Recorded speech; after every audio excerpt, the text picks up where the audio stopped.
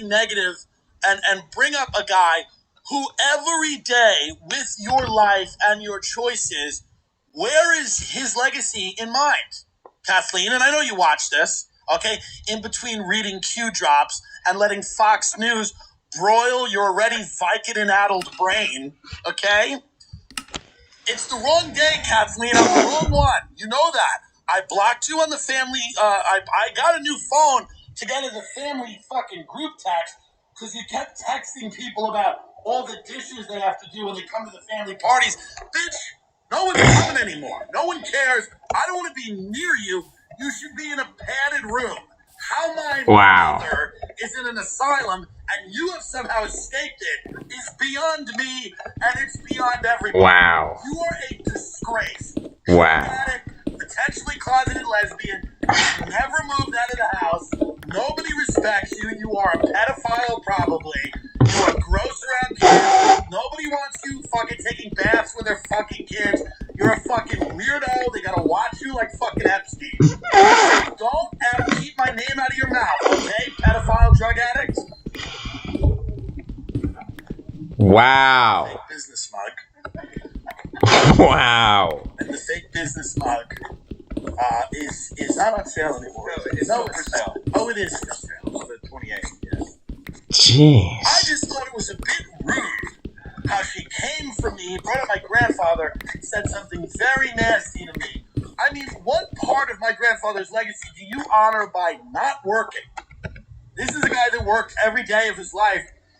So you don't work, you don't have a family, you steal money, you fake drug overdoses. Wow. You're a moral degenerate. You have no respect for people. You drive wedges in between people in the family, and you attack successful people in the family. My grandfather did none of those things. He was a devoutly religious, incredibly generous, brilliant, hard worker who raised his entire family. Wow. You are the exact opposite of all of those things. All of those things. Okay? Every one of them. I warned you. I got a new phone to get out of the group chat. Jeez. I didn't want to deal with your constant terrorism or updating me like, hey, Tom got his license. Ooh, hey, who gives a fuck, dummy? Wow. Get a job. Get a fucking job. I have a job. Why don't you get a job? Stop worrying about who got their license. Nobody wants you in their family. You fucking freak. Where's your man, bitch? Where's your woman? Where's anything? Wow. What are you doing? Wow. I mean, let's be real. Wow. I mean, this is a woman who does nothing but attack. And by the way, fuck my fam. And I like some of them. But it goes like this. She goes like this. She goes, oh, well, you know, if I bumped, she's told this to somebody else, because if I bumped into him, I'd really give him a piece of my mind. How are you going to bump into me, bitch? I don't live in your kitchen, okay? You've never left. You've never left home. I'm in Malibu, ho. How am I going to bump into you, okay? Buying Tampax at the local CVS for your barren, childless vagina? How would we Wow. put heads together? Keep my name out of your mouth. Wow. Scumbag. You're a degenerate. Wow. Moral. This isn't even a podcast anymore. I'm talking directly to you. You are a failure and a moral degenerate. Okay? Cum Pig from a sketch a few years ago on my chest is a funny, dumb joke. You, my friend, are a disgusting nightmare that nobody wants to be around. You're a thief. You've stolen people's money. Haven't you, Kathleen? You've stolen money, haven't you? Jeez. You know you have. Where's the money, Kathleen? Did you take it? You took all the money, didn't you? And then you go cry. And some people in the family be like, you're being too hard on her. Fuck you too. Hey, fuck you too. You think I give a fuck about any of you? Fuck you, bitch. I have a family, okay? It's Joe Rogan and Candace Owens. Oh my. Mother and father. Give a fuck about you fucking clowns. Go do a fucking Irish step dance. I don't give a shit. This what is that? Is out of fucking mind. You are out of your mind. Bringing my grandfather, my Instagram, trying to knock me like that. It's a shitty thing to do, especially from you. Accomplished. Nothing. Zero in your entire fucking life. Wow. So that's kind of how I wanted to start off the show. Because and it's not the whole show, but I just want to, get it out in the open, the way that I feel about this woman, who just every opportunity she tries to neg me, and she does it on a public forum. And I will do it now on a public forum too. So I apologize, and I would be worried that you'd sue me, but you don't know how to practice law. Wow. You're not a real lawyer, are you? Because you work from a basement. And you have pretend clients. You set up a Care Bear you had from when you were fucking 9, and you still have because you never left your house. And you go, hello, Mr. Care Bear, did you have a DWI? Well, let's look at your options. You're a clown bitch. No one takes you seriously. You should be getting electroshock therapy. Wow. Bitch, if it was years ago, you'd be Rosemary Kennedy. You'd have your... And I know. I'm not making fun of the mentally ill, but my mother's a fucking nut, and I know who these people are. And I know that your boyfriend, Donald Trump's out of office now, and trust the plan never happened. And wow. You couldn't storm the Capitol because it's too far away from the fucking house you've never left. You're a joke to everyone. So if you come on my page again, I'm just going to do this again. I'm just going to keep reminding hundreds of thousands of people that listen to me, some of whom may know you, what an absolute scumbag you are. And how much of a disgusting pig you continue to be for this all this time. So keep going at me, please. Please. Jeez. It seems to mean business.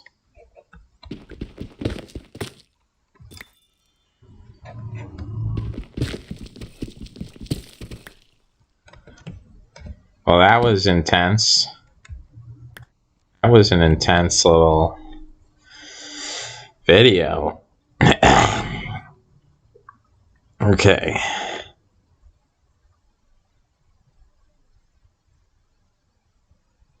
Wow, Tim Dillon's an intense guy. I've never listened to that much Tim Dillon before. But that's a lot. Maybe I'll listen to the whole episode. All right, we'll click on the whole. Ladies and gentlemen, welcome to the Tim Dillon Show. We are recording this on January 22nd, Friday, my birthday. I'm 17 years old, and I really have to start taking life seriously now. I spoke to my parents, and we're going to look at colleges, and we're very excited. Wow. And just everything, the future is bright, and I have my entire life ahead of me, What is this? I put up on my Instagram that cum-pig photo from a sketch I did years ago. Okay, look at that. Eli Roth. Happy birthday to Q. Very fun. Calcites. I put that up, and I said, today is my birthday. I want to thank my parents for all their support. This is what you created. Enjoy it. And my aunt wrote a comment, and the comment, let's not find it. Wow. And the comment was, and my cousin sent me the comment, the comment was, the saddest part is that you have your grandfather's name and you don't care at all, and you care nothing about his legacy. Very, very nasty comment. Very, very nasty comment. And you know me, I hate to bring family drama on the show. I hate that. I don't do it. You can get this to me. I really don't do it. Okay? My Aunt Kathleen, by the way, comes for me on Instagram, brings up my grandfather, and insults me on the day of my birth. Now, let's get something straight, you bum bitch. Well, we've already listened to this. Didn't you fake a drug overdose back in the world for a legendary character? It goes like this. She goes like this. She goes, oh, well, if I bumped, she's told this to somebody else, because if I bumped into him, I'd really give him a piece of my mind. Biden got inaugurated. Me and my husband were out. We were bird watching. We saw a hawk. And I'm like, oh, that zest for life, you could have had it the last 4 years. You let someone rob you of that. You sat and watched CNN for 4 years. You could have. There were birds. There were birds. The hawks were in the trees. You could have watched it for 4 years, but instead you're like, no, I want to just key into this. Literally nothing has changed. I mean, nothing. Nothing. From Trump to Biden, really, in a span of hours, very little has changed. Biden signed some executive orders, which is great. I would prefer if he signed an executive order to put my aunt in a mental institution. We're still waiting on that. We're still petitioning. But I mean, do you think I went a little too far? But I don't think so. The decorative you have a great amount of respect for your grandfather. You've talked about him endlessly. Yeah, and it's just a fucked up thing to say. It's a very fucked up thing to say on the day of my birth. It's a very fucked up thing to say. Especially from some weird sexually dysfunctionate, degenerate thief, drug addict. Wow. That's all. What did Jordan Peterson say? Clean your room. Clean your room. Wow. Clean your room, calf. Think I care? Think I give a fuck? Where am I going to bump into you, dummy? Brentwood? Beverly Hills? Okay? I live in a $190 million estate in Beverly Hills. You stupid bitch. Wow. You dumb? I paid $190 million Bitcoin for an estate that I live in Bentley Rolls-Royce Village. Bentley Heights. He's laughing because he doesn't even know where the fuck it is because he's dumb and poor. Wow. I live in Rolls-Royce-istan. And you don't. You live at home. Her whole life is like an after-school special that went incredibly wrong. My mother, by the way, here's a fun story about her. I hope you're still listening. And by the way, Kathleen, I hope this doesn't affect your ability to buy the Ridge wallet, which is a great compact wallet where you could keep the card of a real attorney and your debit card, which your parents pay for you at 50. My mother, she was like kind of a ballerina back in the day. She tried to do things before she had a mental break. And my mother saw her once backstage at a show, after she was just chugging a bottle of booze. She was 12. Oh, really? Yeah, she was 12 or 13. She was hitting a bottle of booze. Wow. So again, hey, clean it up. Clean it up. Okay? Thanks. The Irish are discussed. Let's be very honest about the Irish. Lots of problems. Lots of problems with the Irish. I love them. I am them. Lots of issues. Clean it up, please. Clean it up. It's the wrong thing to say. And I think what I did was a proportional response. I didn't want to be too crazy about it. Go and you're gonna go tell my stepmother, my daddy, and go cry. I don't care. Go get all of them on your side. Go tell them all that Timmy said a bunch of mean things. You think I give a flying fuck, dummy? Jeez. I'm trying to get Arab money, Jew money. Oh, wow. Not fucking potato farmer fucking money. Think I give a fuck? You tell a bunch of cops and a bunch of fucking storytelling mix you don't like me? You could all sit around. Wow. Go away. Go away. I have a new name. Tim Mohammed Stein-Cohen. Wow. I am Tim Mohammed Stein-Cohen. Do you understand me? Yes, I have light skin. Yes, I have rosacea. Yes, I have eczema. Yes, something that looks like maybe plaque psoriasis. Yes, I have skin flakes. Yes, I'm a drug addict. Yes, I have many problems that would associate me with the Irish, but I am converting to both Islam and Judaism in Los Angeles. Tim Mohammed Stein-Cohen. Wow. That is my name. I am a Muslim and I am a Jew. I am on the corner. I am on the West Bank. I have one foot with the rock throwers and one foot with the colonizers. You see? Just straddling that. Because I've left. I'm leaving the Irish because I'm sick of them. This isn't Lord of the Rings. I'm a little sick of it. But anyway, we have so much else to cover on the program, but that's my opening. And the only reason I do that is because I want the best for her. Yes.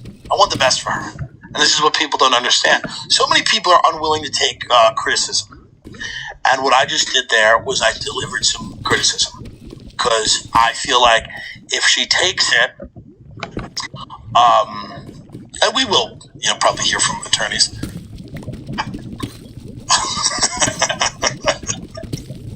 Ben now, man. Ben refreshes his email like this, like, oh boy, who is it today? Is it the Airbnb people? Is it this one? Is it that one? But we have a great First Amendment attorney, and I believe that I should be able to say what I want to say. And I believe that other people should be able to say what they want to say. So have at it, Kathleen, or whoever. But, yeah, I mean, at the end of the day, some of, really what I'm saying about this woman is that I felt her comment was inappropriate.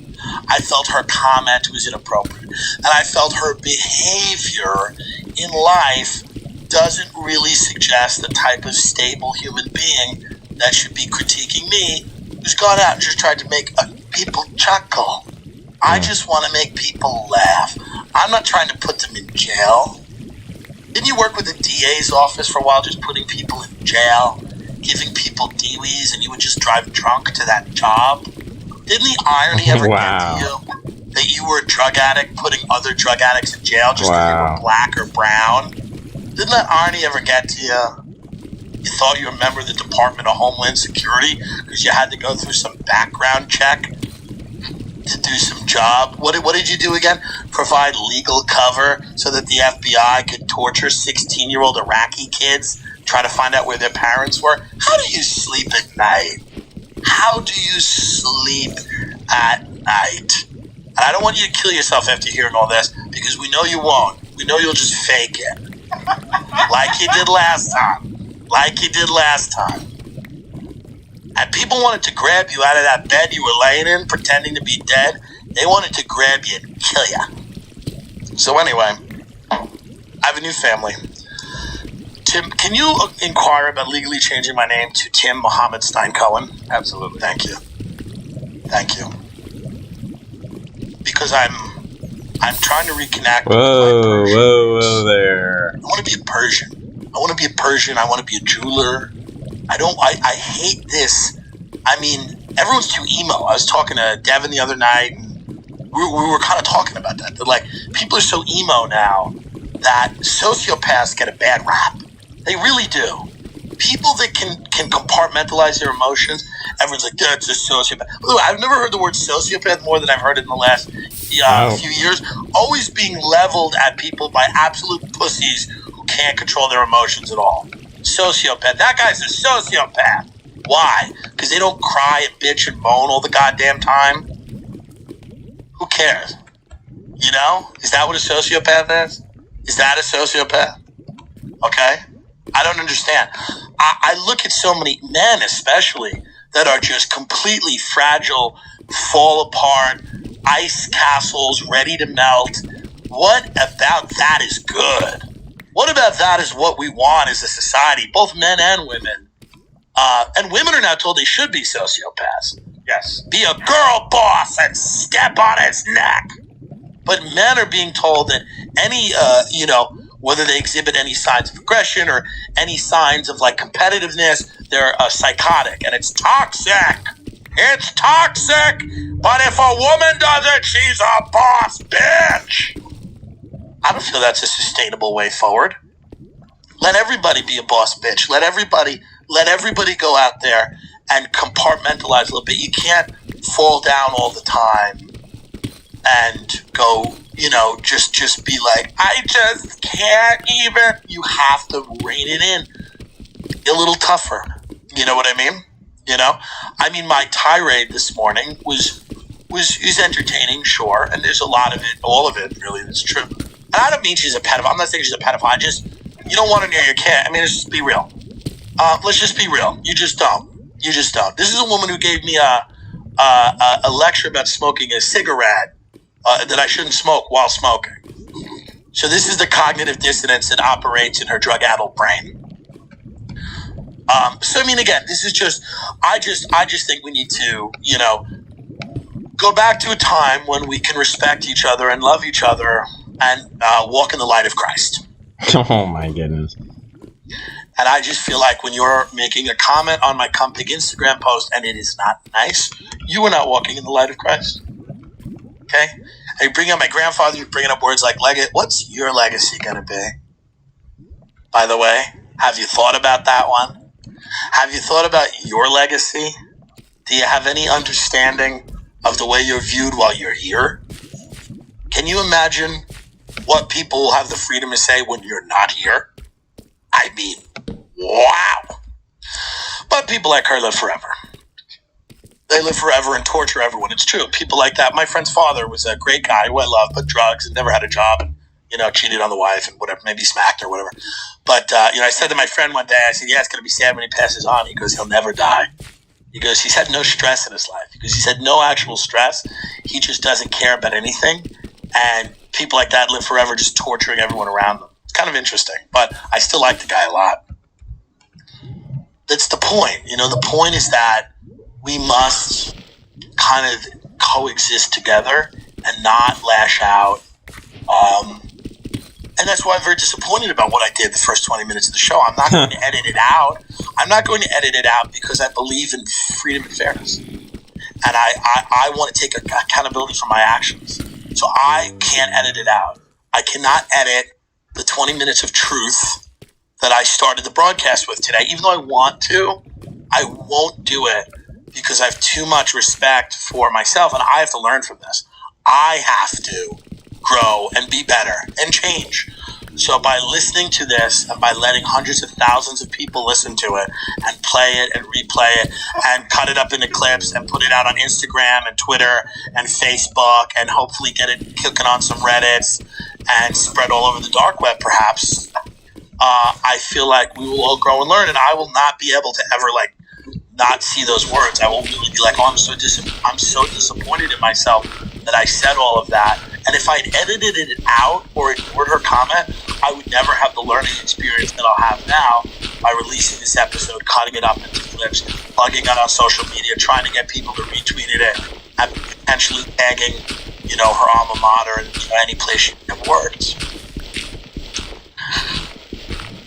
And the reason I do that is because I want to be accountable. I said, you understand? Absolutely. It's accountability. It's truly accountability. And I'm sorry that you showed up for an episode and you got a family fight. I'm sorry about that. Many of you have good families where you'll love each other. My family is a bunch of look up bog farmer. Bog farmer? Yeah, I don't know what that is, but I think that's what they are. Is that a real thing? What is a bog? Look up what a bog is. What is a bog? Let's see here. To cause to sink into or as if into a bog. Impede, mire, usually used with down a car. A car that has gotten bogged down in the mud easy, to get bogged down in the details. Yeah, but isn't there something, a bog? Is bog a real word? What is bog in English slang? Maybe that's what I'm using. So, its origins are somewhat unclear, but a bog is another word for a toilet. there you go. Well, we've got it, haven't we? And I love many members of my family that are really good people, and I respect them, and I know that I'm very open about my life, and that's not always comfortable for everyone, and I wish everyone the best. And it's about time to change the number again. That'll be happening next week. Get on that. Okay. Get on the number change. It's time to change the old number, hopefully ahead of this episode being released. I don't want to end up in another group text. She is going to hear this, and she's going to fly off the wall. She'll send it to everyone. She'll be like, this is crazy. I can't believe he said this. She'll really start. Hey, man. We're just doing a little egg business. Don't be mad at me, right? Don't be mad at me. I didn't do it. I didn't attack someone on their birthday on their Instagram. I didn't do it. You did it. And that's unfortunate, but that's okay. I don't care anymore about family party. I will never, now I don't think I'll ever attend it. I don't think I can attend another family event. I have to create a new family. That's so exciting. And it will be Arabs and Jews. Arabs and Jews. People that own real estate and people that sell diamonds. Arabs and Jews. They don't get along, but they're not cops and firefighters. Arabs and Jews. They're not pigs with flesh disease. diseases like my Irish pig family. I will work for a Persian or a Jew. Arabs and Jews, Beverly Hills, tan or pale, I don't care, kind of cold. Do business with their family. If you fuck them over, you're getting sued. I love Arabs and Jews. What is going on? Arab or a Jew. I hate Italians too. But I'm not one of those sauce monkeys. Is there something interfering with your happiness or is preventing you from achieving your goals? I have lots of that. I don't have Wi-Fi in a house I'm paying for. BetterHelp will assess your needs and match you with your own licensed therapist. BetterHelp is a great service. It's online counseling, okay, which is everything right now is online. If you go to BetterHelp.com/TimD, that's BetterHelp, you can join over 1 million people taking charge of their mental health with an experienced professional. There's a broad range of expertise available, which may not be locally available in many areas. The service is available for clients worldwide, all over the world. So you can log into your account anytime and send a message to your counselor. You'll get timely and thoughtful responses. Plus, you can schedule weekly video or phone sessions so you won't ever have to sit in an uncomfortable waiting room with additional therapy. BetterHelp is committed to facilitating great therapeutic matches, so they make it easy and free to change counselors if needed. It's more affordable than traditional offline counseling, and financial aid is available. I hope my aunt takes advantage of this. So many people are using BetterHelp. They're recruiting additional counselors in all 50 states. Okay, there's a special offer for the Tim Dillon Show listeners. You get 10% off your first month at BetterHelp.com/TimD. That's BetterHelp.com/TimD. Blue Chew, penis is getting hard. Blue Chew is made in the USA. It's prescribed online by licensed physicians, so you don't have to go to the doctor or wait in line. It's even cheaper than a pharmacy, and they prepare and ship it right to you in a discreet package. No awkwardness. You don't need to leave the house. Blue Chew with the same FDA-approved ingredients as Viagra and Cialis, so it's great. Everybody loves Blue Chew. You take it, and your penis gets harder and stays hard. You can perform sexually. That's BLUEchew.com. BLUEchew.com. Promo code TD to try it free. Blue Chew is the better, cheaper choice. And we thank you for sponsoring the podcast. Remember, when you support our sponsors, you help make the podcast possible. So please use our promo code TD at BlueChew.com to get a hard penis. All right, folks, we are back. This is recorded on 2 different days. Just to break the illusion. We don't want to do that, but we have to. We want to be honest. And the first part of the episode was recorded because I had just seen the Instagram comment. And when Ben walked in, I was like, yo, just get the studio ready. We got to go. Let's go right now. I've got things to say. I don't even remember what I said, but, I'm sure when it's live, it'll be something. But who knows? Larry King, R.I.P., very sad, 87 at L.A. hospital 3 weeks after being transferred from the ICU as he battled COVID after catching it from a healthcare worker visiting his home. King has been married 8 times to 7 different women.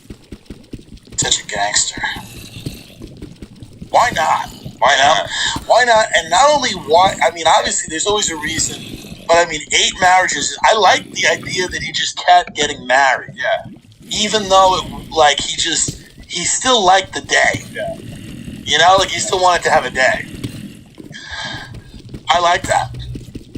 We just podcasted with Lex Friedman. What a smart guy. Asks great questions.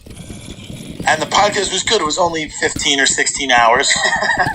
It's a nice, if you're taking a cross-country road trip, it's a great thing to listen to all the way from New York to Texas. But he's a great dude. We really appreciate him having us on.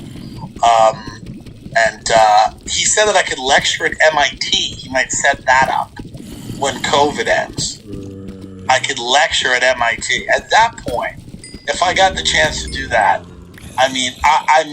just spitting in the face of every academic who told me that I had to stay in school and do my homework. Spitting in the face of family members that have said similar things. The other day, I tried to get a dog. I thought I was going to get a dog. Well, first of all, I was going to get a spider. We going to try to get a tarantula and put a tarantula on the desk, even though the studio is really good. We were going to get this guy, the Goliath bird-eating spider. It is the largest spider in the world. It grows to the size of a dinner plate. That's really what it is. Yeah, it's very large. And I called Ben and I said, I think we should drive out to Rancho Cucamonga, where we found a spider dealer, a tarantula dealer, in an office building in Rancho Cucamonga. Rancho Cucamonga. I did a science fair project on spiders when I was a kid. I find them interesting. I like that everyone else is afraid of them. They creep me out too. They creep you out because they have the extra 2 legs. So they walk, you know how it is. Unlike an insect, which is just gross, a spider is terrifying because really the way it moves, nothing really moves like a spider. So that's what freaks people out. And I was thinking about getting a spider. Like, true. I mean, this is the stage of quarantine where we're starting to really come apart. You know, you probably notice it out there in your own life. You start considering things that, you know, were inconceivable just 10 months ago. Especially in LA. I mean, things are open and I see people out other places. But in LA, I mean, it's still really, it's shut down. But hopefully that's ending. I don't even tell me to go to Austin. I got to go to Austin. Maybe. I don't know. But we'll see. Joe Rogan, Elon Musk. First of all, I'd go if somebody there had any money.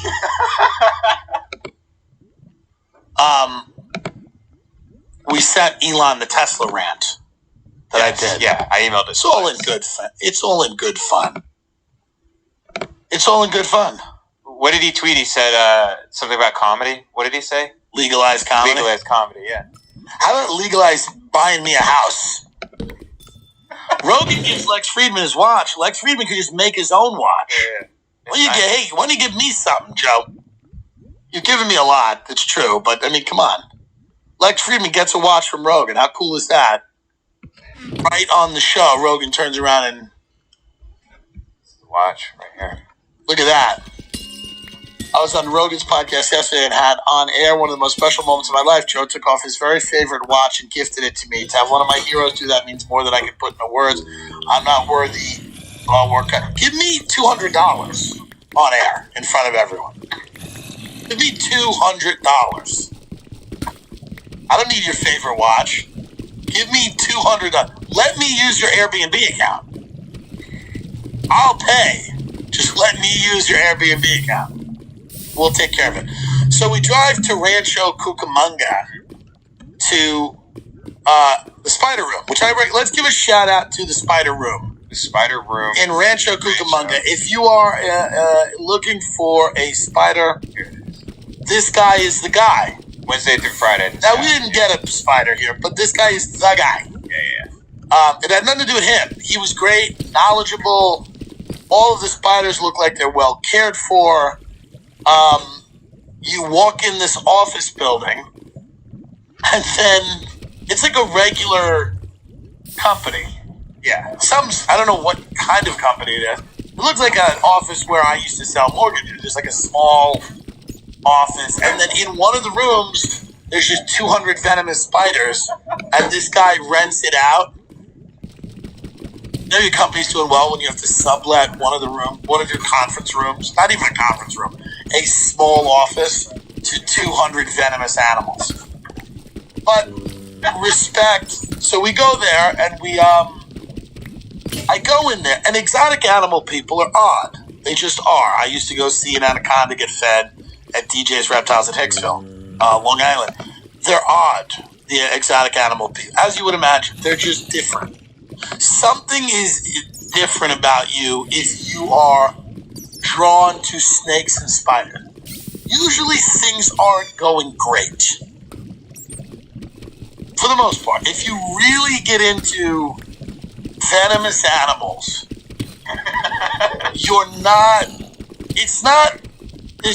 very rarely do you walk into a reptile shop and go, that guy's fucking gorgeous.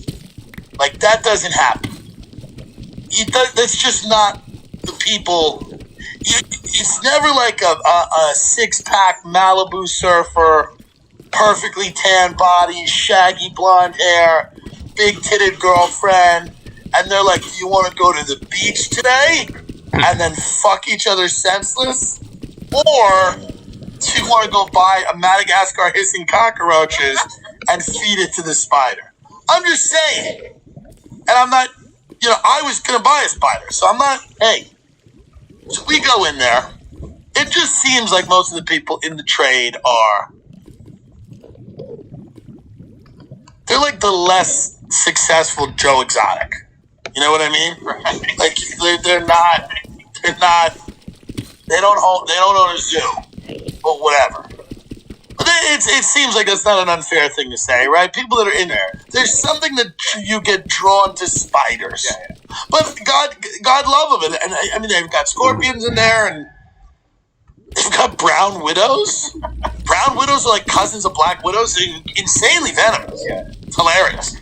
I said to the guy, I go like this. I go, you wouldn't have like Brazilian wandering spiders or something like that, which is like the most venomous spider in the world. And he goes, no. And I was like, whew. He goes, they all sold out. I'm like, you're selling Brazilian wandering spiders in Rancho Cucamonga? But God love the people that want to own the most venomous spider in the world. That's a fun crew. So I walked in there. I like to peek into these worlds, but I don't know that I don't want to be in it. I just want to peer into it, So me and Ben walked in. We almost got a Goliath. I have the photo on my phone of the spider we almost bought. If you go get my phone, yeah, we can put it up. I have the picture of the spider, and we almost bought this spider, and the guy tells us, he goes, listen, I got to be honest. Before you take this thing home, I want to run through some housekeeping with you. I said, okay. It's going to flick microscopic hairs at you, which we know. This is the spider's defense mechanism. And he goes, they're going to get in your throat and your eyes. And he goes, they just got in my eyes and throat. And I said, for how long did that last? He goes, 9 days. I said, 9 days? 9 days. So it just flicks the microscopic hairs that get in your throat, your eyes. It could be a real problem. He also said the fangs are like 3/4 of an inch. They will pierce bone. Wow. This is very odd when you're about to buy something for $175. Yeah. And the thing that got me was he goes, you feed him one Madagascar hissing cockroach a week. Even the hairs and the bone piercing were getting to me, but they weren't. It was when he said, you got to get cockroaches, the big hissing cockroaches. And the idea of just driving around in my car with hissing cockroaches in the back, you've just made one purchase and become another type of person. Like you've just spent $175 and literally become a totally different human being than the one you were before. Where people start This is getting making me worried itchy. about you. Like friends of mine would be worried about me. I'd be like, oh yeah, that's the hissing cockroaches for the spider. They'd be like, Bro, my nose is itchy. you were right. I got cockroaches in my nose. Good. I'm like, no, things are great. I'm just into spiders that can kill me. Now, that's what I like. I like having a tank full of spiders that could kill me. The Goliath cannot kill you. Its venom is, potent to a degree, but it's not like a Brazilian wandering spider or a black widow, brown widow. We were trying to figure out, speaking of spiders, we thought we saw a brown recluse the other night in the yard, but then we went on Google and they're like, they don't exist in Southern California.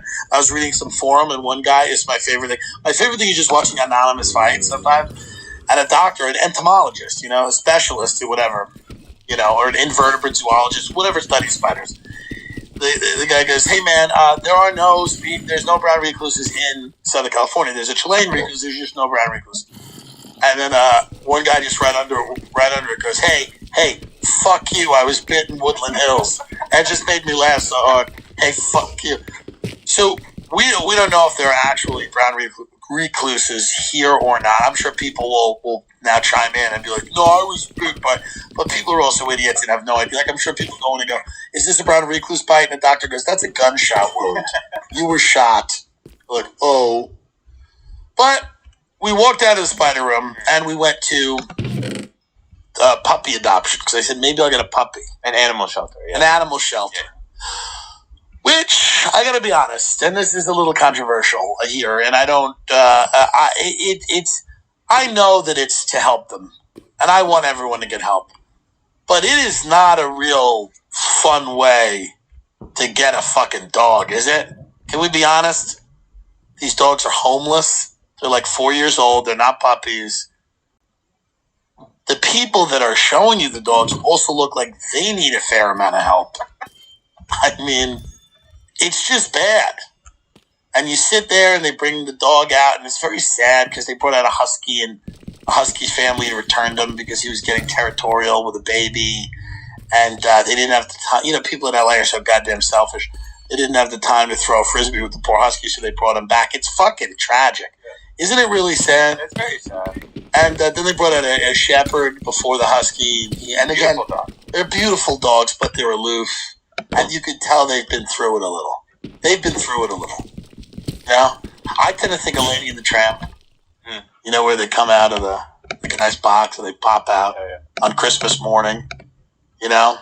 They bring out these, like, damaged, skittish dogs. And I immediately try to be a little funny, which they don't like humor. They hate humor, these people. Because what are the important qualities of a dog? And I said, one that can swallow the most cocaine. That's funny. What's wrong with her? This woman gives me a look. I said, I'm kidding. I'm a comedian. She goes, oh. I'm just joking. But I don't have the time to devote to a puppy. And it's sad. And, because here's the thing about me. I know, this is why I can't adopt anything. I will bring it back. Like, I'm the guy that brings it right back. I'll bring it right back. First sign of a problem. I mean, literally, the first sign of a problem, I will show up with it. And they know that about me, which is why they make every dog sound horrible. Yeah. Every dog, because they look at me and they go, he's the guy that brings it back. Dude, every dog, they were like, it might kill a baby. I'm like, I didn't even ask that. They just don't want me to adopt it. Because they know, like, the first sign of trouble, I'm like, you're out of here. He's back. They'll be like, you had him for 6 hours. I'm like, the dog went crazy. He got into something.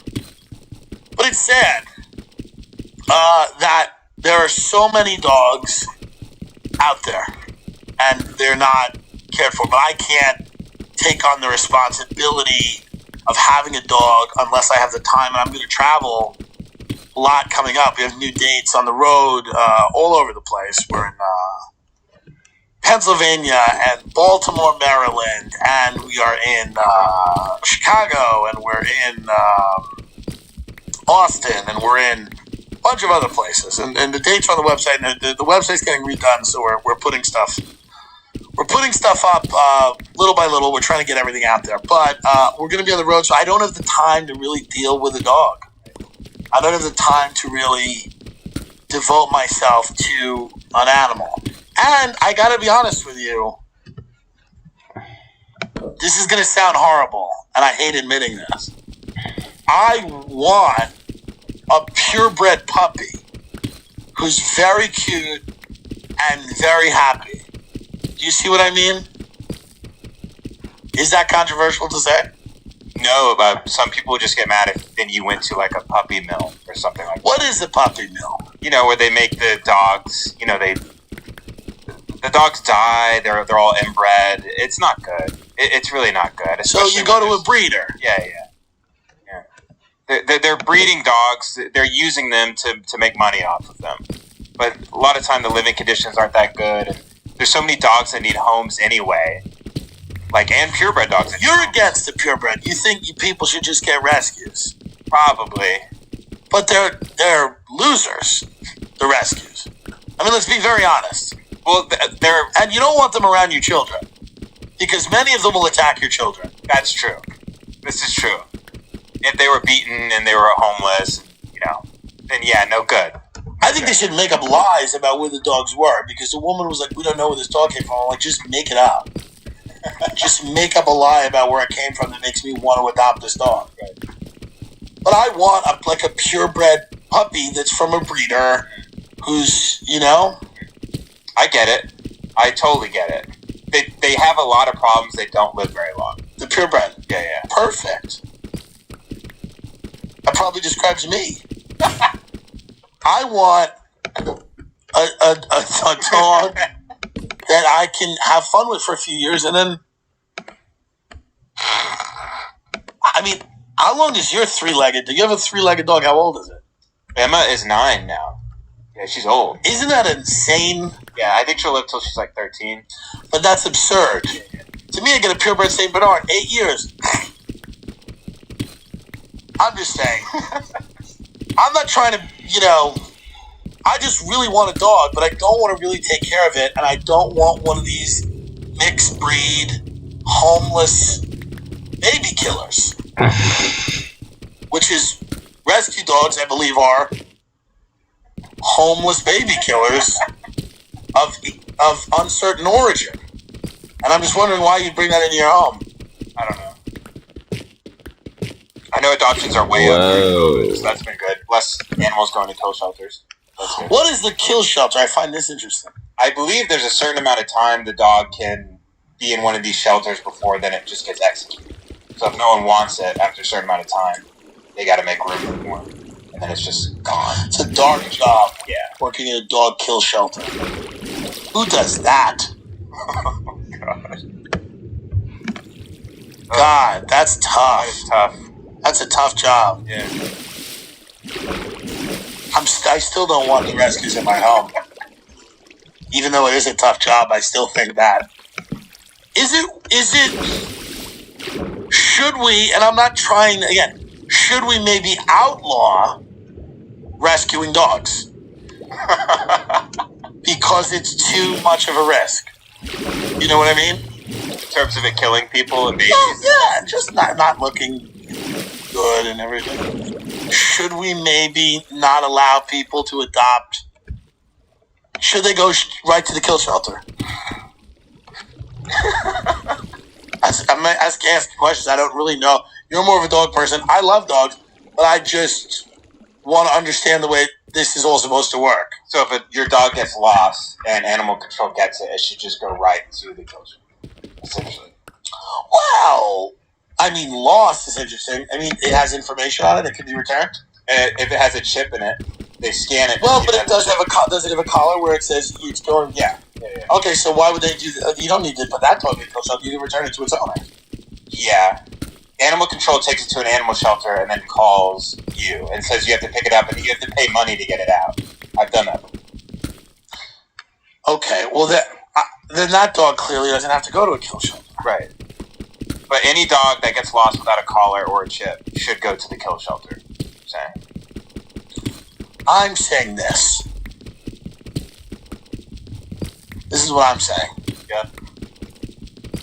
I think dogs that haven't made the right choices should have to take responsibility. I'm saying when you're rescuing a dog, you're adopting a homeless, mentally ill baby killer, and you're bringing it into your home. You go to a breeder, and you get a purebred animal. You're getting a dog who has a lineage. Maybe their mother or father was a show dog. And you spend money. You spend thousands of dollars. And when you spend thousands of dollars on something, it's better. And you take it more seriously. Right? Yeah, that's a good point. So I think the problem is the animal shelters are actually the problem. Because they allow... The reason that you have homeless dogs is because you have animal shelters. So you understand what... Dude, let's walk this out. Homeless... I don't see a flaw here. I really don't. You got this whole thriving business of people selling homeless pets. They're slinging homeless dogs. Go with me on this, folks. They got these people in the shelters slinging these drug mules that they find wandering around parking lots. Shut it down. Shut it down, yes or yes. Shut it down.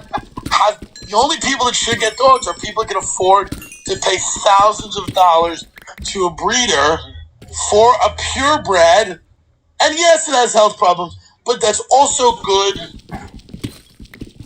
to assess how serious you are about owning a dog. Because yes, you're going to get a purebred dog, and you're going to have to take it to the hospital all the time, and that means you're serious about owning a dog. If you go adopt a homeless baby killer from one of these, one of these fucking animal shelters, you're like, okay, I just have this, and then what? It's going to become a mud again. Yeah, true.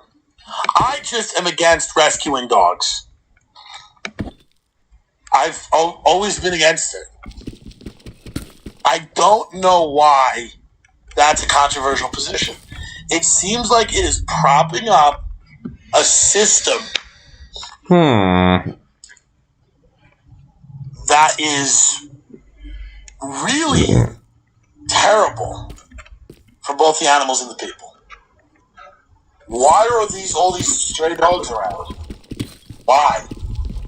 Because of the homeless dog shelter that makes money. They get money from the state, these people. Yeah, true. The Humane Society, they get money from the state. And cats, I'm including cats. Cats should never be. Cats should survive on the streets. Yeah. They should never be taken into a shelter. Cats are capable. They were gods. Cats were gods at one time in Egypt. True. And now they're taken into these shelters. It's not right. I don't think it's right. I think if you want a dog, you should take it seriously and not rescue a dog. And go to a breeder and deal with a breeder. If you actually take it seriously. I believe if you rescue a dog, it says something negative about you. You have a god complex. You're trying to fuck it. You maybe trying to fuck the animal. Is that what you're trying to do? Supposedly, a lot of people are. You said that. Didn't you say that a lot of people are trying to fuck lizards now? How do you find these things? You said people trying to fuck anacondas. Snakes, yeah. There was a video that went wrong. Guy going at it with a snake in the egg hole. Just holding it up like that. Be honest, was it hot? No, it was strange. It was bizarre. But you can't look away. It's a 10-second thing. You watch it, you know. There's one on Twitter of a guy having sex with a fish too, like a carp. That went kind of viral. How often do you watch people have sex with animals? I mean, those are really like the two times. So you've I've stumbled upon. Yeah. I Can never we saw play that. them on the show? No, we can't. Why? We get thrown off YouTube. For playing a man having sex with a carp? It's bestiality. Indeed. Interesting. That does seem like we would be removed. But how funny would it be removed? Like you're just in a room of canceled people, and they're like, "How did you get deplatformed?" Some guy's like, "Hey man, I just tweeted a lot of QAnon shit." Another guy's like, I just was retweeting all these crazy accounts and making racist jokes, and I'm like, bestiality, the old-fashioned way, watching a guy fuck a snake. But it fascinates you when people have sex with things they're not supposed to. Yeah, it is interesting. It's odd. Something went wrong in that guy's head. Yeah. So wires got crossed. Something happened. But do you not understand that those are the type of people that are rescuing dogs? Those people. Kind of true. Absolutely is true. Yeah. All the people that work in the shelter were sick people. Let's be very honest. I kid a lot about this. I kid around a lot here because I'm a comedian. But I'm not kidding around about this.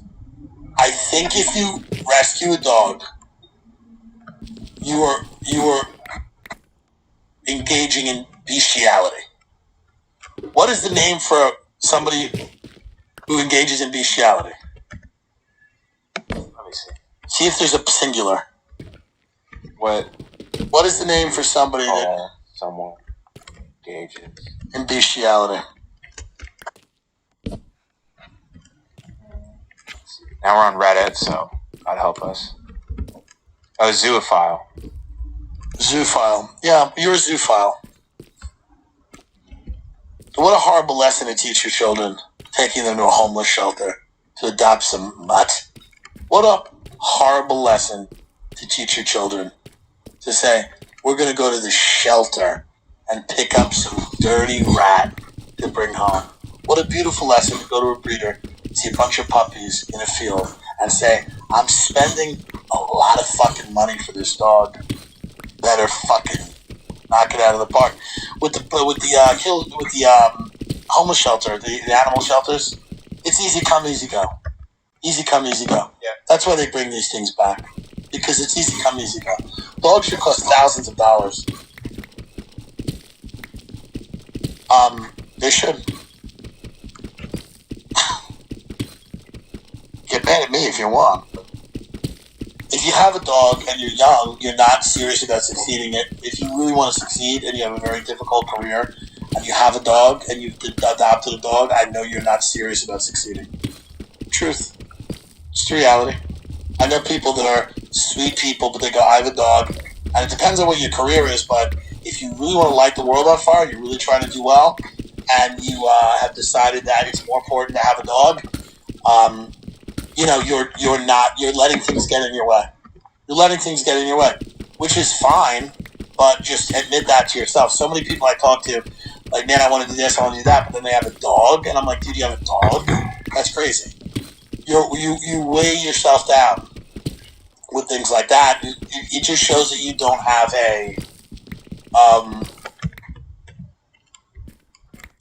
you don't understand that time is so valuable. That's the problem. You just can't be, So, I had 6 dogs before I did the Joe Rogan show. And I afterwards it went well, and I took them all to a kill shelter. 4 of them went to a kill shelter. 2 of them I drowned in the bathtub myself, just because I then started selling tickets, and I needed to. Understand? I mean, Massive's flagship product, the Smashing Greens, are an extremely nutrient-dense blend of organic superfoods with no fillers. The ingredients were all specifically chosen to maximize micronutrients, curb hunger, maximize energy, clear skin, and burn fat. USDA certified organic, loaded with extremely nutrient-dense superfoods, 3 times more dense formula than any other superfoods blend on the market. Can be used as a meal replacement or in fasting routines, or taken as a daily supplement. Mitch Aguiar is a Navy SEAL of 10 years and current MMA fighter. He created Smashing Greens as a way to cut down in weight class for professional fights. Besides founding Massive, he also created Adopt a Cop BJJ, which is a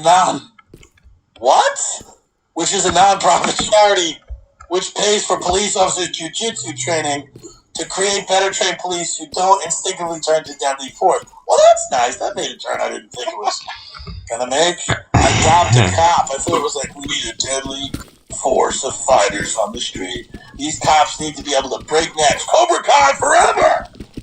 But very smart. He's getting cops that are good at jiu-jitsu so they don't have to put people in like WWF wrestling holds and snap their necks. They also have fun shirts with inspirational quotes such as "Beat it, nerd," and "Don't be a pussy," and "Defund the media." I like that one. Send me that. See if you have what it takes to complete their 10-day fasting Smashing Greens Integrity and Accountability Challenge. Lose 25 pounds and earn $500 cash. I'll do that. All you have to lose is weight. Visit MassiveSupplements.com. That's MASFSupplements.com for details. You can also use the promo code TIMD for 10% off all orders and across the site. Don't be a pussy. Mindset is everything. That's MassiveSupplements.com. MassiveSupplements.com. Promo code TIMD. You get 10% off your order. I may do the challenge. Think about it. I may do the challenge. All right. Thank you. How do you choose which internet provider to use? For me, it's easy. I don't have internet in the house I pay for, so I don't use any of them. The sad thing, most of us have very little choice because ISPs operate like monopolies in the regions they serve. Then they use this monopoly power to take advantage of customers' data caps, streaming throttles, the list goes on. But worst of all, many ISPs log your internet activity and sell the data to other big tech companies or advertisers to prevent ISPs from seeing my internet activity. I protect all my devices with ExpressVPN. It's a simple app for your computer or smartphone that encrypts all of your network data and tells it through a secure VPN server. Everyone needs this right now. We've got a crazy totalitarian government, big tech oligarchs. We got the companies that coming to get y'all. They're gonna get you good. Got the NSA and the Chase Manhattan and everybody in between. They all want to get you. They want to find out what you're Googling and sell it to you, shove it right down your gullet. You go to ExpressVPN to really help yourself and your goddamn family. ExpressVPN does all this without slowing your connection. That's why it's rated #1 VPN service by CNET and Wire. Everyone loves ExpressVPN. So if you go to expressvpn.com/TimDillon, you get 3 extra months free. That's fucking absurd. 90 days of free VPN. You need a virtual private network. It is smart. It is thoughtful in this climate. You have one, right? Yes, I use it. ExpressVPN.com/TimDillon, TIMDILLON. That's ExpressVPN, EXPRESSVPN.com/TimDillon. Get 3 extra months free. We're moving again. Just update everybody. We're moving. We're being robbed. Ed doesn't live with me. We've got kind of that. I mean, he's here every day. But we're being robbed by the people that we're not supposed to rob. That we're supposed to not rob us. I'm in a house. It's a back house. The landlord's daughter lives in the back house. They have 1 meter for utilities. I'm paying utilities apparently for his daughter, who's got blue hair. At the end of the day, it's not right. We don't have Wi-Fi for 10 days. That's how we do our job. No Wi-Fi for 10 days. Dishwasher doesn't work 2 months. Daughter's got Wi-Fi. We're paying for it. She doesn't have it. She has it. Okay. Then the landlord, who's like a bumpkin. I live in a part of California where it's like fake cowboys. I'm leaving here anyway, so I'll say what it is. It's called Agora Hills, and it's like fake. These people all work at Paramount, and then they resigned or got fired, and now they have ranches and they pretend to be cowboys. It's embarrassing for all involved, and they're like fake cowboys. They're like, get her up. I'm like, you have a Tesla. Shut up. Get her up. Like, dude, you manage the Spice Girls. You're not John Wayne. But they walk around here like it's like rodeo country. It's time to get out of here. I've been here, 2 months? Yeah. Time to leave. Time to go. And again, we're not mad. It's not a war. When it's not contentious. I'm not thrilled. But tell the story about what happened with this gentleman who owns the property's friend. Why do you get nervous all the time? What can we legally talk about? We're in the clear here, right? I can legally talk about my truth. I have sharky lawyers. Okay. Do you know my lawyer? I do, yeah. Sal Cohen, Teitelbaum, Berkowitz, Ariel Sharon, Benjamin Netanyahu, Berg. That's the name of my lawyer. Bring it. I mean, we're talking about our experience. We're telling the truth. Okay. This is the truth of what happened. They're probably going to hear this, right? I don't know what they do. It's not my concern. I'm speaking my truth as someone who I feel has been taken advantage of dishonestly. You did not disclose that there weren't 2 meters. You have 1 meter for the utilities. It is not right. You didn't disclose your daughter was living in the back house. You said a property manager was living there. It's not a property manager. It's just a rental. It's not a caretaker. You've not fixed any of the appliances. This is wrong because I have like a business manager, and because I'm in entertainment business. Like we all have business managers because we all don't know anything about money, right? So we perform in all these different states, and unless we get somebody to help us out, we end up fucking going to jail. Right? Wesley Snipes, whatever. So they think they're just gonna like send bills to the business manager, and I'm never gonna question it because they think I'm like a drug addict or something, because of my, I don't know, appearance and actions. But I'm actually quite sober and quite on top of things. So please tell the people the story because I want everyone. We should be as open and honest on this show as humanly possible. Sure. So we're not knocking anyone here. There's things I like about Agora Hill. Uncle AF's sandwiches. Really good. Sushi Raku. So good. The best. That's it. It's a good belt. Good Taco Bell. These people walk down the street. It is a great belt. But the people walk down the street riding horses. Can you stop with the horses? Cut it out. Get another hobby. Stop pretending you're a fucking ranch hand. You made all your fucking money working at like United Artists. Then you retired because you locked the secretary in a room. So they're like, let's go. And now you're like, get up. It's time to get on up. Cut it out. So tell everyone what happened because people trust you more than they trust me. Okay, literally what happened is, they were sensing you were unhappy with not having internet for a week, and you finally really pushed back on it. So landlord calls me and says, hey, my friend is in IT. I know Spectrum can't come out for a while, but how about I send him over to help you out? I don't talk to anyone, by the way. Ben talks to everyone. You created it. The reason I don't talk to people is because I say things that can be construed as threats, even though I'm kidding. I joke around all the time about things, and I don't speak to people because when I make a joke, people tend to believe their family has been threatened. But it is a bit. I'm making a joke. I'm not gonna kill anyone. If I say as a joke, I know where blank sleeps, you go, hey, that's not cool. I'm joking. Comedian. But I just say things like that because they're fun and they rile people up. So when I like to rile people up that I've been not nice.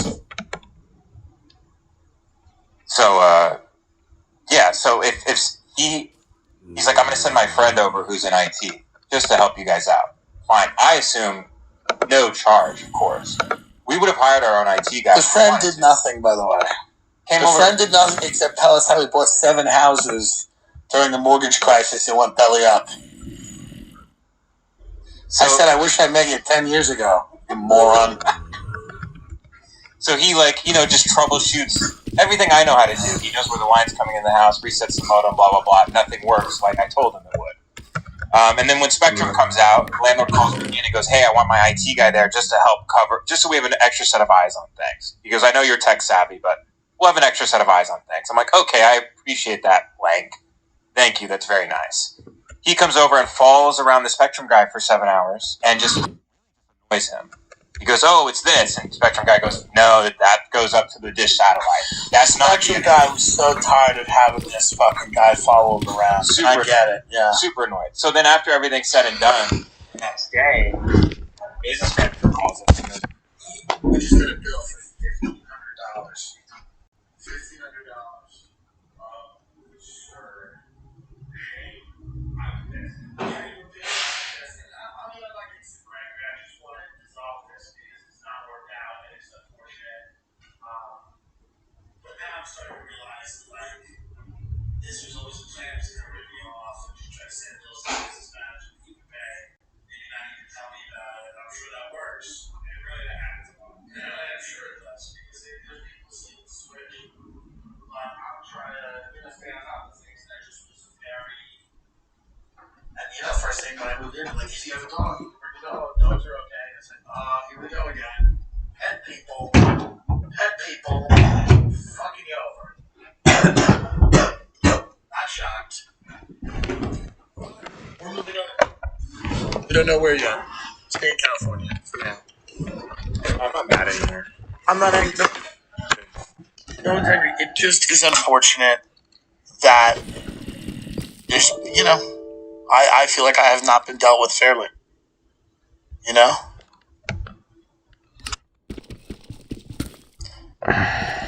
We tried to change the Wi-Fi once, and then he goes, my daughter can't miss her fashion school. Yeah. Oh, that's fake, sir. Fashion school is fake. She's not going to be Ralph Lauren. She's wasting her time. Tell her to come in and fix the Wi-Fi, please. So we're moving on again. I'm a Rolling Stone. Wherever I lay my hat is my home. And just to wrap the episode up, no ill will towards my aunt. Oh, for God.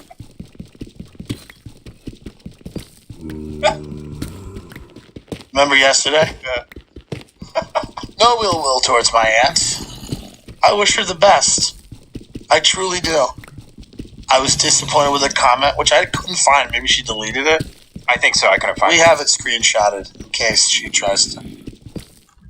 But, you know, I mean, listen, I wish her the best, and this show's not an angry show. We're having fun with everybody, and I know that some people, people are going to hear that, and inevitably they're going to, think that it's, she's going to hear that, and she'll probably get offended by it.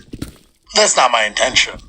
So, if she was offended by anything I said, I'm sorry. I apologize. I mean, it's, hey, fair is fair. I just want to get some things off my chest. I felt it was rather mild. I felt the indictment of her was rather mild. And I hope that we can still break bread in the future. But I might need a new family. I imagine after this comes out in a few hours, because it's Saturday at 4, I assume when this comes out, by Sunday night, I've heard from people. But I don't answer my phone, so I don't care. By Sunday night, I imagine people are a little,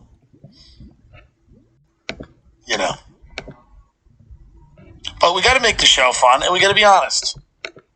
And we did those two things. We're going to wrap it up. Louis C.K. thinks the show's too long. He goes, it's really funny, but I think it's too long. It's like, hey, man, you don't have to listen. You're a busy guy. Don't have to listen. So just anyone that gives me advice ever, I don't take the advice of legends. So just realize that. So yeah, I'm not going to take your advice. I'm like, okay. He said, he envisions it to be shorter and more compact. But we like going long, and people like it, the fans like it. So no one is at gunpoint that has to listen to this. So 1 year there's ago. the good news, by the way. But we love Louis. We think he's a genius and everything. It's just he's wrong about this because people can be wrong. Legends can be wrong. Sorry. That's all right. It's the way it is. Sin over penance. It's like, who cares? Who cares? Stop. Folks, really, you get like 3 friends in life. Everyone else, who really gives a fuck? Like, let's be very honest. Legend, family, who really gives a shit? Meet people that you have a ton of respect for, you won't care. 5 minutes into it, you go, oh. That's the funny thing about life. It just doesn't matter. You're gonna get a few friends, that's it. So you can live where you want to live and get involved in the community and blah, blah, blah, climb the corporate ladder and and then none of it will ever matter because, you suck, I suck, and everyone sucks. Nothing good out there. And there ain't nothing good coming. So, that's all. Was that the We wish episode? everyone the best. We're going to release a special version of the show for Louis. It's going to be a minute. It's going to be a quick minute. It's going to be sped up. If you think the show's too long, you can also listen to it at 3 times the speed. Which is, right? Yeah, you can. Or, I run the Tim Dillon Show Club channel, too. That's more your speed. Watch the show. I'll watch the clips. I mean, you can watch the clips, too. But that's okay. But I mean, that's where nothing really. You breeze in and out. The house doesn't work. You go somewhere else. You figure it out. The job sucks. The girlfriend sucks. The boyfriend sucks. Whatever it is, you're dead. You have AIDS. You can't. It's all the same. Doesn't matter. It's all the same. Just don't ever, under any circumstances, hire my aunt as a fucking lawyer or rescue a dog. And if you're gonna rescue someone and you want to rescue a dog, rescue my aunt because she is a dog.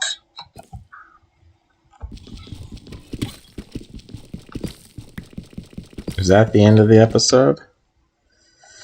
I'm sitting there and he goes like this. He goes, do you want to go back to the old world? Ladies and gentlemen, welcome to the Tim Dillon Show. We are recording this on January 22nd, Friday, my birthday. I'm 17. Lex Friedman. We're talking to Lex Friedman. How popular are these? Apparently, he just got on Joe Rogan. Apparently, that's the place to be these days. Okay.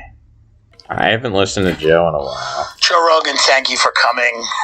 Your first podcast. My pleasure, Tim Dillon. Thank you for having me. I like the way you do this. We come to your studio. It's easy. We sit here. We do it. Jake has to work extra. He's not happy about it. But that's okay. That's all right. Thank you for letting me do. We wanted to follow Lex Friedman with somebody bigger, and that person is you. And it's. I wanted to ask you because it's been, we were just talking about the Hamptons and how crazy people go when they have an insane amount of money. Yeah. You've done very well in the last year. Yeah.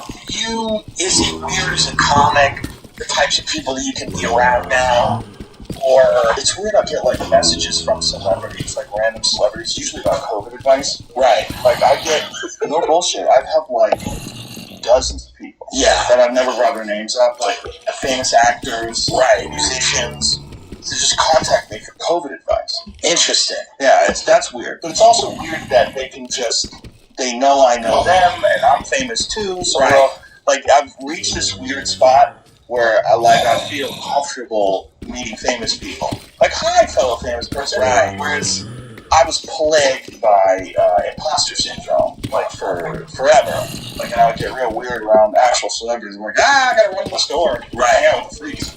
But now you're cool with it. It's more. I'm just more accustomed to it, I guess. But the money thing and the celebrity thing and all that stuff, it is odd, and it's not good for a comedian. Comedians are best off known, but not too famous, right? Because you get too famous, and then you get scrutiny from people who aren't even really fans. They start picking apart your material or looking for, where you've aired on the PC side, right?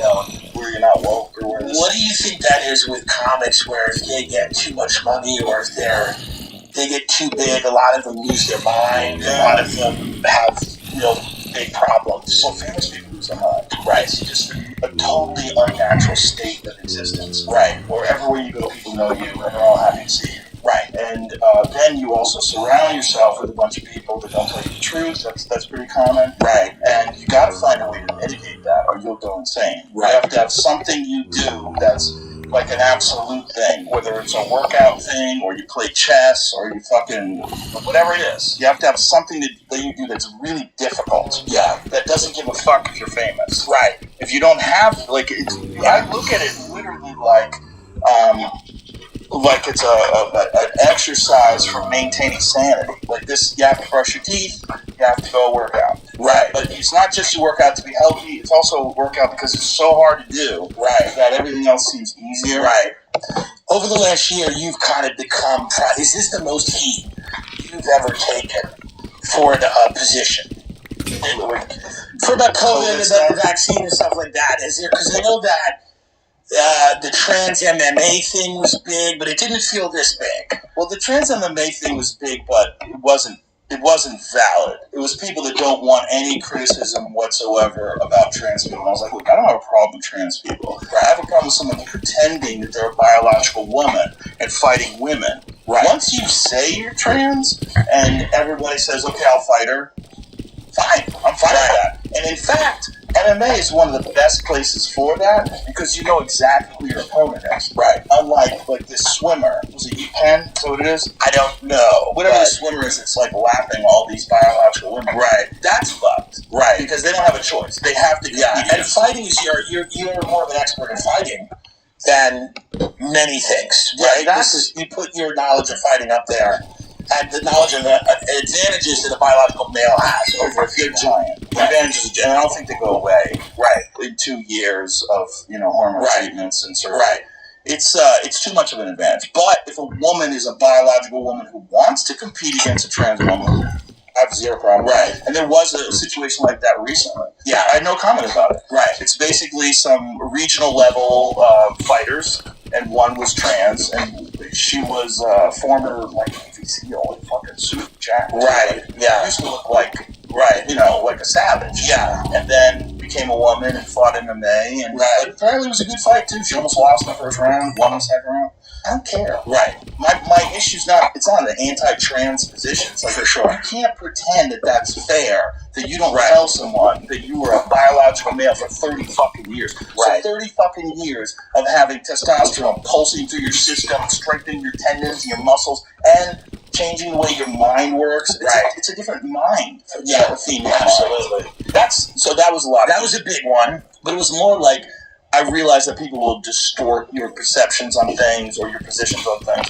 This is different.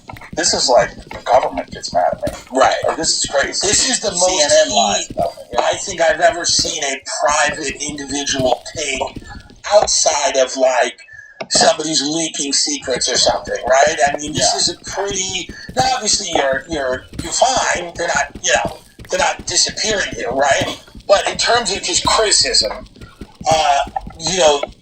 Fauci and the people have addressed you personally.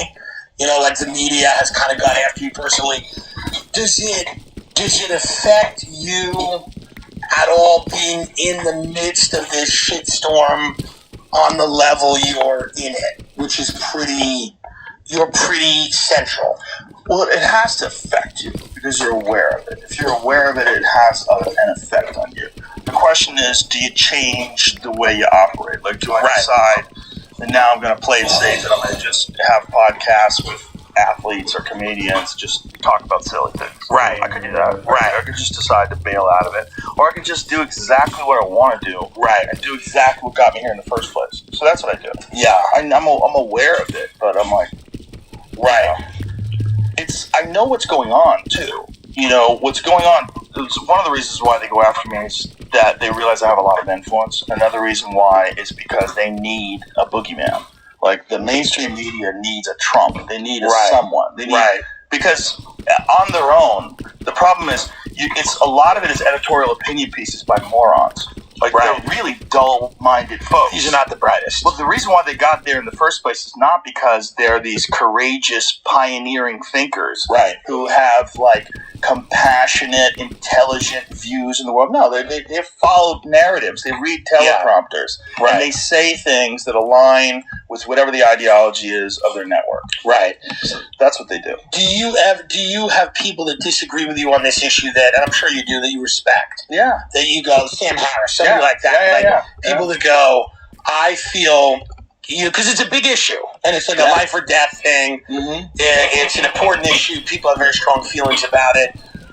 Do you, obviously there's a lot of disingenuous people in the media that are doing it for clicks, but do you have people in your own life who this is kind of, I don't want to say a rift, but have you fallen out with people over it? Or have you? Okay, yeah, definitely. Yeah, it's controversial, but at this point, particularly when I see the way the government's behaving, the suppression of monoclonal antibodies, the demonizing of generic treatments that are available, whether it's hydroxychloroquine or ivermectin, there's a concerted effort to demonize treatments that many doctors are using and many countries are using. There's fuckery going on, man. Sure. And it's brought to you by Pfizer. Right. And if you watch the root of this fuckery, it's real clear. And so I'm pretty confident in what I'm saying. I'm not saying that you shouldn't get vaccinated, and I'm not saying that vaccines don't have a positive benefit for a lot of people. They most certainly do. A lot of people who got COVID who were vaccinated, it was way better for them than not being vaccinated. That's a fact. Right. Another fact is there's treatments that are available that could stop it dead in its tracks, particularly monoclonal antibodies.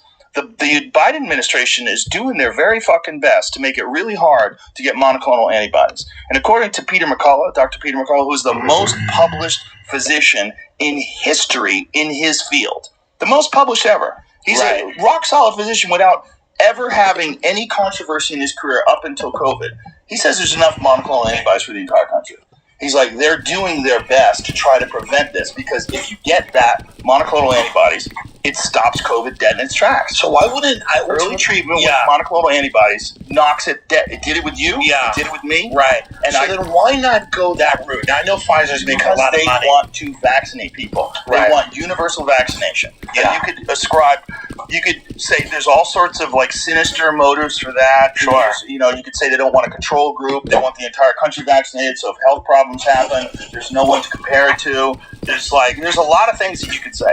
You could say that this is just a gigantic money grab, that they have some sort of a very close relationship with the pharmaceutical companies that manufacture the vaccines. Yeah, I don't know what the fuck it is, but I do know that there are treatments. And in a sane world, you would be pursuing all these treatments. They wouldn't just send you home, and say they can't give you ivermectin, they can't give you anything else. They just come back when your blood oxygen level drops below 92. That's not normal. That's not normal with any other disease. When they have the best off-label treatments that are available that people are using, and there are randomized controlled trials that show that they work, I don't know if they fucking work or not. I'm a moron. All right, I'm not a doctor. I'm not an epidemiologist. I'm not a virologist. But the ones that I've talked to that have treated thousands of people, they tell you time and time again that these are effective methods. They point to Uttar Pradesh in India that's knocked it out. They're using entirely this combination of ivermectin and a few other off-label drugs. They point to all these different countries all around the world that have experienced very low rates of COVID. And they say, why does Japan use ivermectin? Why do all these other countries use it? Why is CNN pretending it's veterinary medication when more people have taken ivermectin than there are horses on planet Earth? It's fucking nuts. But the media has clearly attacked you using a playbook that has only made them look very disingenuous. And I think, more people's eyes have been opened by the media lying about things you've said or misrepresenting ivermectin as horse medication, things like that. In terms of, I think one of the criticisms that people have had is they've said, why not bring on people that are more pro-vaccine? I have. So you put on... I certainly have. Sanjay Gupta. Well, I had him on. I had Rhonda Patrick on. I had a conversation with her about it. In the early days of the podcast, I had Michael Osterholm, who's... he's an infectious disease expert. I had Peter Hotez, who's a vaccine expert. I've quite a few of them on. Yeah. The thing is, over time, I've noticed that the mainstream narrative is being guided in a way where everybody steps in line and people are ignoring all these other things that we talked about. They're ignoring the suppression of monoclonal antibodies. They're ignoring the suppression of treatments. There's a lot of shit going on. Have any of those dudes reached out to come back on again, or have they... Osterholm or people like that? Is it weird? Because also people bring up this whole thing that you have where you go, listen, I'm not anti-vax, right? I'm not. You have a whole thing where you talk about that a lot of people that are against all vaccinations are historically, they've been proven wrong. We've stamped out a lot of diseases. What about because I would wonder, because this isn't a vaccine. Right, no, for sure. Gene therapy. That's part of the problem. Yeah. It's kind of an experimental thing. Yeah. I mean, the experiment is massive now. It's billions of people worldwide. But it's essentially experimental in terms of the long-term health consequences. So I wonder about guys, because they don't seem like bad people. Guys like that, right? They've never been bad people. They've never been bad people. And are they just looking at, all these people, a lot of them are faring better with the vaccine if they get COVID, so they're not looking at the other adverse effects?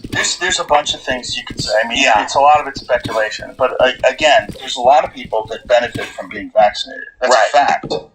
There's also people that have horrible reactions to the vaccine. That's a fact too.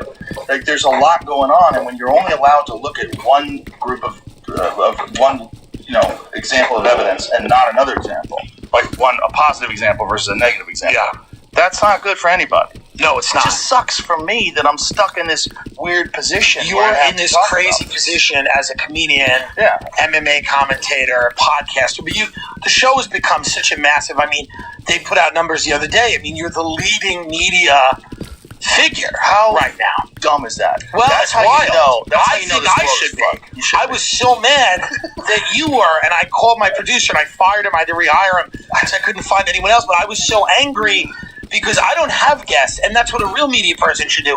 I have no interest in anyone's opinion.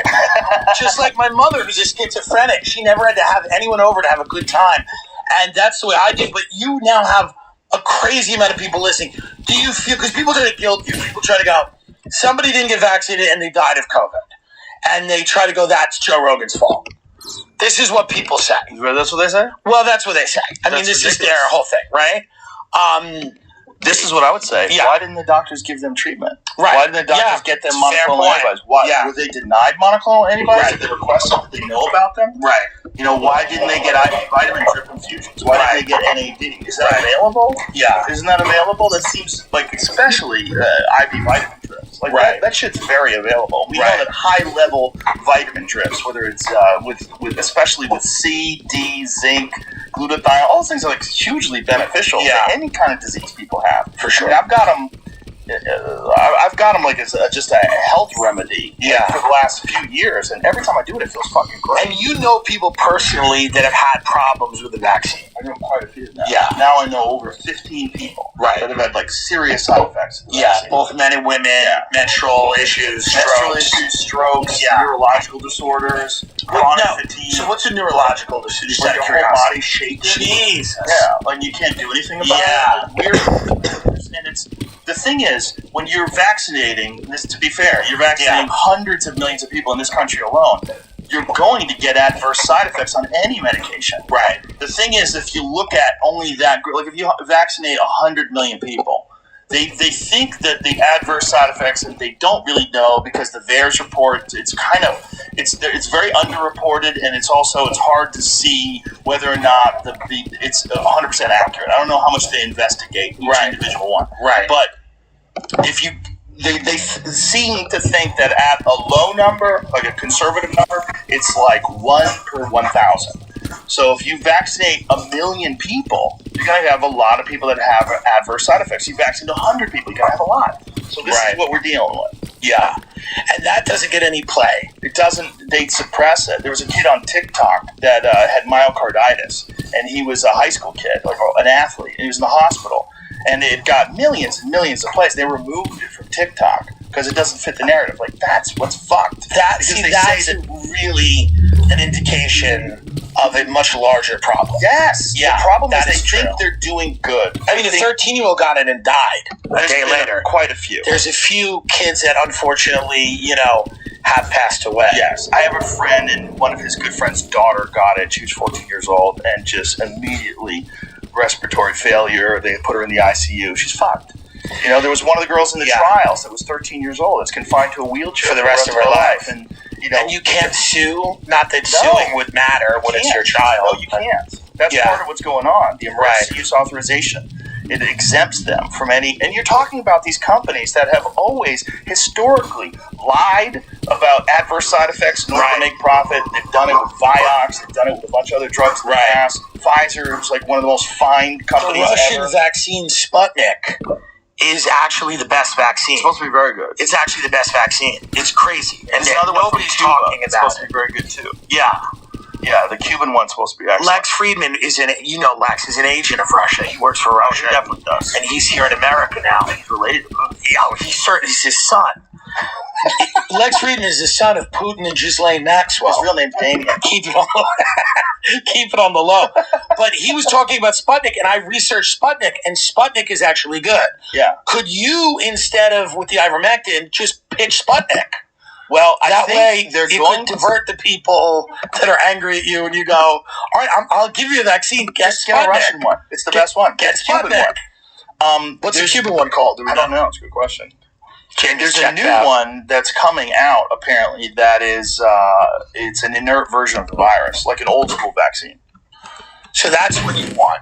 Well, I don't know, man. I mean, is that good? Is that good to get? I don't know. Nobody does. Well, here's the thing, man. What about treatments? What about these fucking treatments? How good is this Pfizer pill that's coming out? Yeah. How good is the Merck pill that's coming out? Maybe that's the way. Maybe they're great. Maybe a good thing to do is get the natural antibodies for an infection, and they have a really effective treatment. And also, you're right about this. You can't have the body positivity shit. No. Where you tell people you can be fat and that it's great for you. No. You shouldn't demonize fat people, but you should also be very honest with them about you're making a choice. Yes. Just like when you become a comedian, you're making a choice. Yes. It may not work. Statistically, it won't, but you can try, and good luck, right? It's like you become an actor, an artist, whatever. Being fat is kind of similar to that, where it's like, it's probably not going to work. Long term. It's even worse with COVID, apparently, because there's something about COVID that targets fat. And it does. Yeah, and they've shown significant numbers of people that are in the ICU that are overweight. It's Right. It's one of the worst things. And in the beginning, they weren't as honest with that Right. as they are now. Well, that's the thing. It's like there's things that upset people, and so because they know those things upset people, They don't talk decide about it. not to talk about Right. it. And body shaming is one of those things. Right. But it's true that you have a much higher risk Yeah, it's true. of having adverse reaction to COVID, hospitalization, death if you're a fatty boom batty. Yeah, I think if we're really lucky, these Merck pills or the Pfizer pills are excellent. And then also this Omicron, I have a friend who's a biologist who's talking to me about this. He goes, essentially what this is a live vaccine. It's a vaccine that's burning through the population. It's not, he's saying it's not good to get it. I'm not saying it's good to get it. What I'm saying is it's a respiratory virus, and it's almost inevitable that people are going to get it because of the infectious rate of it.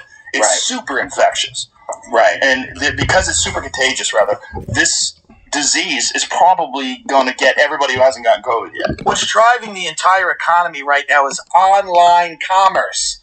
And if you are selling anything online, you need to worry only about cultivating new relationships, building a client base. Here's what you don't need to worry about. Shipping. ShipStation.com is your back office. It handles anything. If you sell anything online, I don't need to tell you that shipping can be super frustrating. There are so many carriers and a ton of factors that go into figuring out the best rate for each order. And with most people shopping online every year, the added holiday stress doesn't help. ShipStation makes shipping the easy part of running your online store, so you can get back to doing what you're passionate about, growing your business. Easily import orders from every sales channel, whether it's Amazon, eBay, Etsy, or your own website, and automate just about any shipping task, all from an easy-to-use dashboard. Again, you run a business, your main focus needs to be growing that business, baby! I know a guy who had a shipping problem and it ended his marriage. Not good. You don't want that. You're going to get access to discounted rates that are usually reserved for Fortune 500 companies. So not only is shipping easy, you actually save money. No wonder 98% of companies that use ShipStation a year keep using it for as long as they're in business. It's that good. It's that good. Make this season a little brighter with ShipStation. Use my offer code TimDillon to get a 60-day free trial. Just enough time to handle the holiday rush for next year. Just go to ShipStation.com, click on the microphone at the top, and enter code TimDillon. ShipStation. Make ship happen. Lucy Nicotine is a company founded by Caltech scientists and former smokers looking for better and cleaner nicotine alternative. Finally, tobacco alternatives that don't suck. Researched and developed for 3 years to be made for people, not patients. Lucy has created a nicotine gum with 4 milligrams of nicotine. They come in 3 flavors: wintergreen, cinnamon, pomegranate. Lucy has a lozenge with 4 milligrams of nicotine, cherry ice flavor. Each and every flavor actually tastes great, and it's convenient and discreet. Products can be enjoyed anytime, on flights, and on the go, even in the gym. I used to smoke, but then I started using Lucy lozenges, and I haven't had a cigarette in 20 years. It's 2021.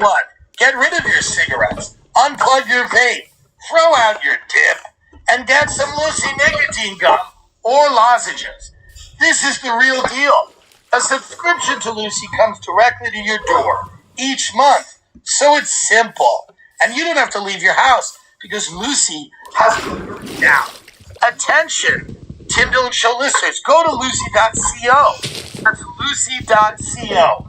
Use promo code TIM to get 20% off all products on your first order, including gum or lozenges. That's lucy.co, promo code TIM. Also, I have to give the disclaimer. Warning, This product contains nicotine derived from tobacco. Nicotine is an addiction. Lucy.co, and be sure to use that promo code TIM. Remember, any company that advertises on the show is helping the show. So why don't you help yourself and help the show? Lucy.co, promo code TIM. What's interesting is that nobody in Hollywood's vaccinated. Nobody talks about it. We know a bunch of actors. None of them are vaccinated, right? Really? None of You them. mean they hide it? They hide it. They have fake vaccine cards. Oh, We've been really? told this by I thought you were being everybody. facetious. No. Oh. A lot of Hollywood actors are not doing it because they're younger. A lot of them, they're healthier. They have access to really good treatment. This, that, and the other thing. They don't trust the narrative. Whatever. They're just not. And outwardly they're not talking about it, right? Yeah. Like, think of how many Hollywood celebrities went hard for Black Lives Matter. Mm-hmm. Now think about how many of them went hard for the vaccine. Not a lot. There's just not a lot of Hollywood Stephen people. Colbert went hard. He went hard, but that's his job. Is it? Well, he's a puppet.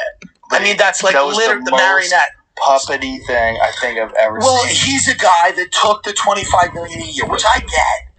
If somebody number. pays me $25 million a Is that what year, they give him to host that they show? give him a lot of money. And he was getting no ratings, and then Trump came in and he goes, my aunt loves Stephen Colbert. She's in her 60s or late 50s. She has 3 or 4 autoimmune disorders. She's self-diagnosed.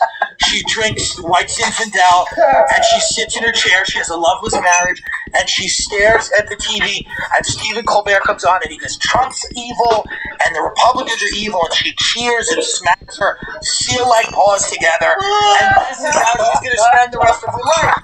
And I have another aunt who does the same thing, but she's a QAnon retard, and she watches Laura Ingraham, and her husband and her are like, it's a loveless, marriage, and she just sits in her chair drinking wine, watching Laura Ingraham and Tucker Carlson. So, and people at a certain age, I think, when they've given up on everything else in life, they get very political. Yeah, that does happen. This It also seems- gives them yeah. meaning. Gives them something to do. Well, they watch their tribe go to war. It's like, well, people are in football teams. That's right. Fucking go Buccaneers! Right. They It's get all crazy. excited. They paint their chest. Yes. They go insane. It's their team. And if their team loses, they get devastated. Do you, as a highly productive person, look at people like that and go, they're just lower life forms?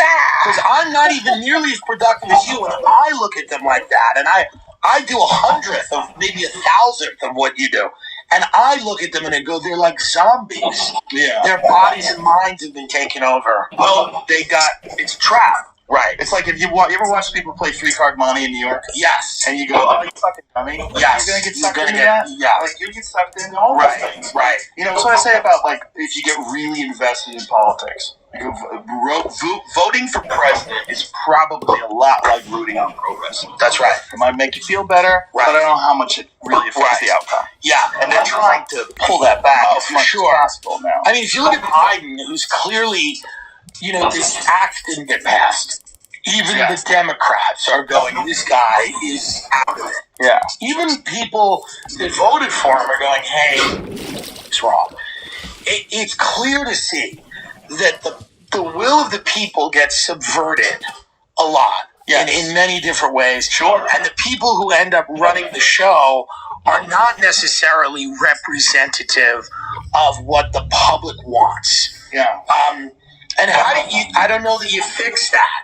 I don't know if you fix that either. So unfortunately, it's just you end up adopting this kind of cynical position Right. that you can only really take care of yourself, your family, your community, the people. You can donate money, you can be altruistic in different ways, but as far as the government, it seems like an unsolvable problem.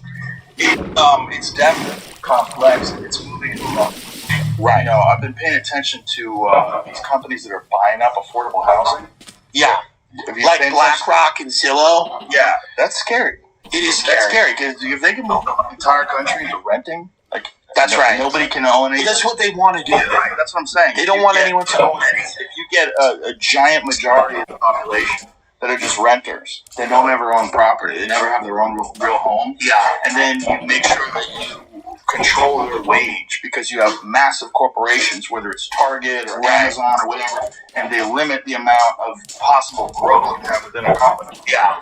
And there was that article, "You'll own nothing and be happy" in 2030. That is wild. And this is, kind of, when you look at a lot of these think tanks and, groups of very powerful interests, when you look at the kind of world they want, they would like to get rid of things like car ownership. Yes, I've been seeing that too. They want to get rid of home ownership. They want people to all be on the grid in a major way. They want surveillance, cradle to grave, 24 hours a day, 7 days a week. Social credit systems. Yeah, and the only thing it's left to do seems to be to get in with them. So that when they're doing this to everyone, you're with them. Yeah, you're on the right side of the plexiglass. Here's the problem. People are marching into this willingly. They're like marching into it. It's like my aunt or the other aunt. Like, people, as long as their team wins, they don't really care what rights they lose and what things end up looking like. Yeah, they don't. There's a lot of people that don't. And they're so tribal that if the right-wing people want something, they want the opposite of that, even if it kills them. And so I think that there's a lot of exaggerated positions by people that take up these really, amplified right-wing positions. It's probably, Russian trolls or Chinese trolls or something like that. And they take up these positions which force the people on the left to get even more crazy with their Marxist ideas and leftist ideas. They turn it up. They're being played. They turn it up. And very few people are very few people have their own, But we're also a silly country now, so we have kids in the suburbs calling themselves Methodists. Yeah. Unironically, in these leafy green suburbs. And then we have the alt-right and kids, and they want a return to the Holy Roman Empire. And these are children running around the suburbs that are online all day, venerating these genocidal dictators and going, this is a good idea. Yeah. It's a silly country, and there's a lot of problems. And one of the first indications that I saw that this was coming was when comics stopped doing colleges. Interesting, yeah. Because as soon as Because you lose the younger people. The comics are like, they're too fucking politically correct. Right. It's too annoying. I don't want to do this. They don't have any world experience, and their ideas are preposterous. They don't want any.